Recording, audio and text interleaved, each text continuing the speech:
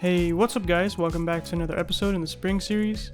In this episode, I'm going to show you how to do Java-based configuration for your Spring projects. Okay, so far we've just finished the Java-based annotation configuration. So you're using annotations to mark classes as beans, and then also to set profiles, set primary beans, and set up your beans, okay? So that is a very popular form of configuration for your beans in Spring. But there's other ways you can do it, as I told you before, using XML, using Java-based configuration, and yeah, so XML and Java-based configuration are big ones too. XML configuration is not used as much anymore just because XML is really annoying to use, and it's just not as easy as using annotations or the thing that we're about to learn right now. And then what we're about to learn right now, Java-based configuration, is it's usually used for whenever you're bringing in a service into your application. So let's say you're using a library that provides a bean for you, and you're trying to use it. Java-based configuration allows you to configure that bean before the Spring context picks it up, and you can use it as a service in your application. So yeah, I'll speak more on that in a second, but for now, let's just go ahead and get started here. So what I've got is a very basic application. It's really cool. It's actually a game that I'm using from a library called fxgl. So if you look at my pom.xml file, I have this dependency imported here called fxgl, and it's a very simple JavaFX game library you can use to make games really easily. So I may make a series on this in the future. But yeah, the code doesn't really matter. All I've done here is created a very basic game application. So if I run this, you should see a really cool game that pops up. So it's very simple. It's just a box, going around. I'm using the WASD keys to move it. So that's cool, right? So yeah, really cool. That's how you can set up a very basic game using fxgl. So the code doesn't matter. I'm not going to explain the code really that much. It's just all the basics, like setting up the text, the block, and the movement using keys and the input keys and all that. But what I want to show you is how to do Java-based configuration. So in the game currently, we create this rectangle or the square that you saw, which is a dark blue colored rectangle that is 40 by 40 pixels. And so what I want to do is make a way for us to customize this rectangle by creating a service that provides the shape dynamically. So we can swap out services that provide different shapes depending on what we want to use. So essentially what I want to do now is go ahead and create a new services package here. So new package services. And inside of the services package, we're going to have a new Java class, which is going to be an interface called Shape Service. And the responsibility of the shape service implementations will be to provide a shape for the game to use to put on the screen. So it's going to return a shape, and we're going to call the method Git Shape. And so make sure you import shape from JavaFX, because that's what is used in the FXGL game engine. So what we're going to provide as a parameter to this Git Shape method is actually a color from java.awt, JavaFX. And so this color will be used to specify the color of the shape that is returned from this method here, okay? So that's all we need for this interface here. So let's go to make an implementation for this. So new Java class. We're going to call this one Circle Shape Service Implementation, or IMPL. So this will implement the interface that we just created, so Shape Service. Okay? And so now let's go ahead and implement the Git Shape method. And we're just going to return a new circle from JavaFX. And so for the parameters, we just got to specify the actual dimensions of the circle. So we're going to do something like, let's try 50. Let's see how that looks. So 50, and then the color will just be passed in as color. There we go. So really simple. Now we have a service here that we can use to get a shape from, and we can provide that shape into our game engine to display a circle on the screen. So how can we get this as a service to be picked up by Spring is the question, because we want to have Spring pick up the service as a bean, and then we could provide that bean here into this this method, so we can get rid of that, and then I want to provide it into this method here. So how can we do that with Spring?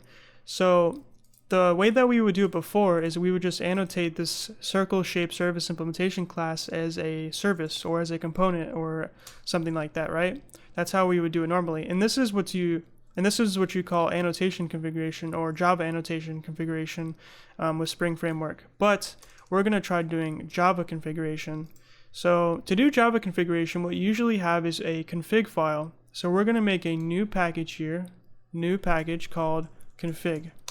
And this config file will represent the configuration, the bean configuration for our shape services. So we're going to create a new Java class called shape service config. There we go. So it's just a simple Java class. And to mark this for Spring to know that this is a configuration file that defines your beans, you need to go up to the top and annotate it as configuration. Now, inside of this class is where you define the methods that return the beans for your Spring application. So let's say that we want to have our circle shape service implementation class as a bean to be picked up by Spring. So what we would do is we would have to make a method for it. So the method will return the instance of our circle shape service implementation. Okay, so public circle shape service implementation, and then we'll just name the method. So the name of the method will actually be the name of the bean. So normally when we did the annotation configuration, the service annotation is where you can specify the name of the bean, or by default it would just be the name of the class with the first letter being lowercase, right? But with this, the name of the bean will actually just be the name of the method. So that's pretty cool too, right? So if we want the name of our circle shape service implementation bean to be poop, we can literally just call it poop, right? But obviously that doesn't make any sense. So we can just call it circle shape service. And we could put IMPL on the end if we want to, but just for simplicity, we're just going to have it as circle shape service. So now our bean within the Spring context will be named circle shape service with the first letter being lowercase. All right, there we go. So let's open up this method here. And now what we want to do is, like I said, this returns a circle shape service implementation object. So we need to do return new circle shape service implementation. But one more thing we have to do to tell Spring that this is a method that returns a bean to be picked up by Spring. We have to annotate it with the bean annotation. There we go. Okay, there we go. So this is very different than what we did before, but it's pretty simple. So all you got to do is have a class that you annotate with configuration. So this tells Spring that this is a configuration file to define some configuration for your beans. And then we have methods inside of that configuration class that will specify the beans that Spring will pick up and then hold within the IOC container, the Spring context. Just make sure that these methods that you create are annotated with the bean annotation, and they also are names what you want to name it, what you want the bean to be named within the IOC container, and then they return the actual thing that you want. So with this new form of Java configuration, you have more control over the object's instantiation, because normally if we were to just annotate this with @service, Spring would handle the responsibility of instantiating this object behind the scenes. You wouldn't even have to create the object yourself. But in this case, when we're using Java-based configuration, we are actually creating the object yourself, and this is why this is often used when we're trying to configure a third-party service. We would create a configuration class for it, we would create the method for it for the bean, and then we would create the object ourselves and then pass in or configure the object however we want. So we can do whatever we want with this and just return the bean that we want to be provided to the project. So we're going to see how to do that in the future, but this is very common when you're using third-party services. It wouldn't make sense to even use Java configuration with a third-party service if you could, because you have no control over the object's instantiation, so you can't customize it in any way. You would have to, this is the way to customize it. You actually return the object yourself. So hopefully that makes sense. I'm just reiterating so you understand the concept here. But now we should have a circle shape service implementation provided in the Spring context available to us for us to use within our application. So in this case, we want to use it here for the init game view method. So we got to provide it there. So how are we going to get it? So we've seen before how we can grab beans from the Spring context. All we got to do is grab it from here, the actual Spring context object. There we go. Import that. And we're going to have a field here in our main class, private static shape service. So this will be accessible throughout the whole project, so we can use it in these other methods down here, okay?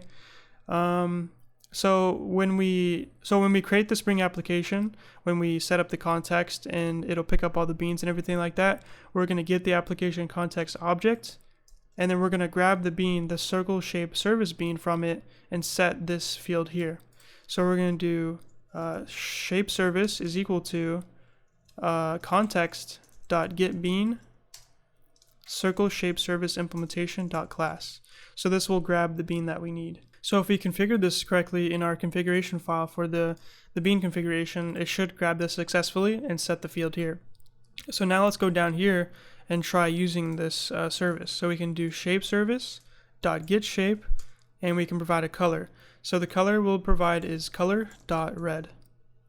We'll do azure actually, that's a cool color.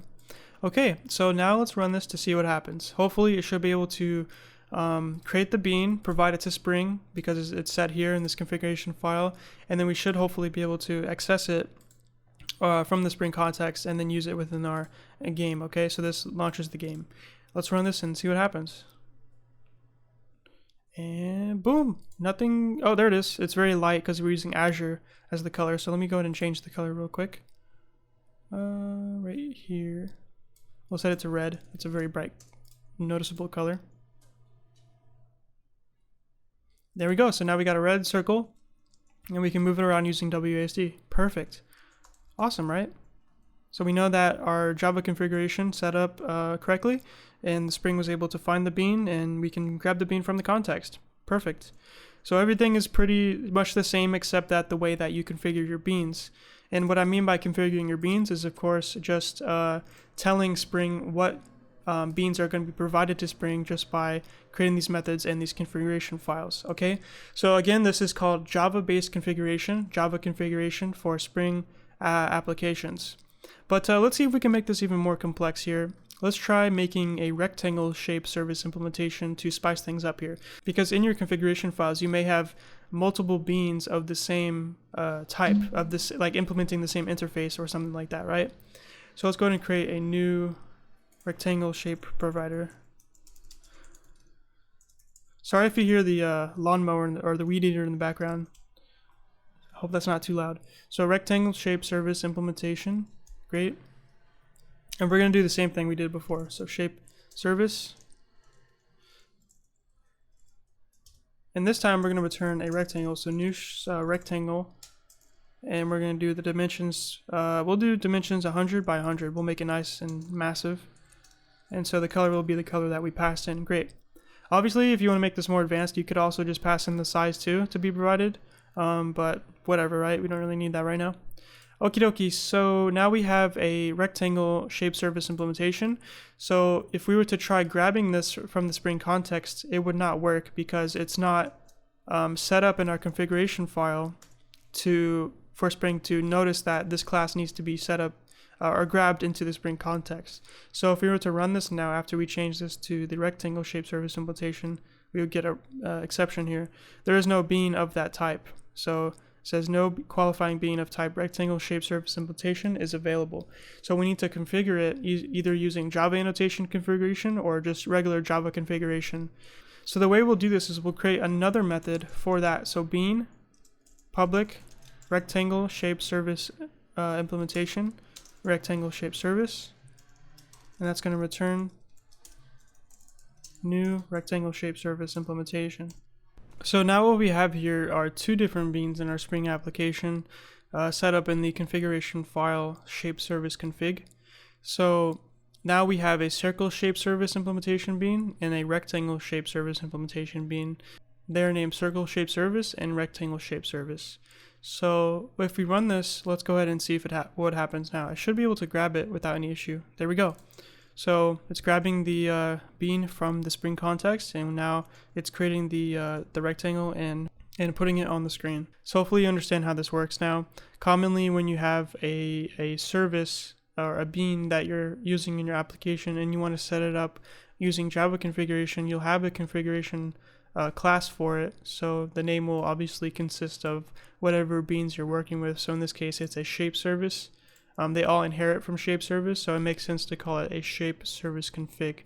And where this might get a little tricky is if we were to go back to our main class here, and instead of grabbing specifically a rectangle shape service implementation, we can simply try grabbing a shape service in general. So this is kind of the conundrum that we saw before in the previous episodes, where if we ask Spring for a certain type and there's multiple beans of that type, it's not going to know which one to provide to you. So we're going to get like an error or a warning or whatever. So it's not going to be able to run the application because Spring doesn't know which bean to provide to you. So let's go ahead and run this and let me show you what I mean. There we go. So we get no unique bean definition exception, no qualifying bean of type shape service available, expected single matching bean but found two. Makes sense, right?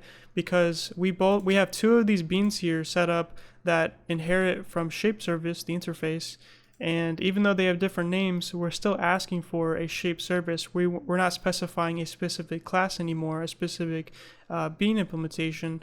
So because we're asking for the generalized type of shape service, there are two beans of shape service, so it doesn't know which one to give you. So we saw before how we can, use different annotations and different methods of telling Spring which one we want to provide or which one we want Spring to provide to us. So we can still use those annotations. We can use the primary annotation. In this case, if we want to, we can use it to annotate one of these methods here so that one of them will be preferred over the other when asking for this generalized type of shape service. So if we run this now, we should get a rectangle shape service because that's the primary bean of our application. So let's go ahead and try this out. There we go. So now we get a rectangle.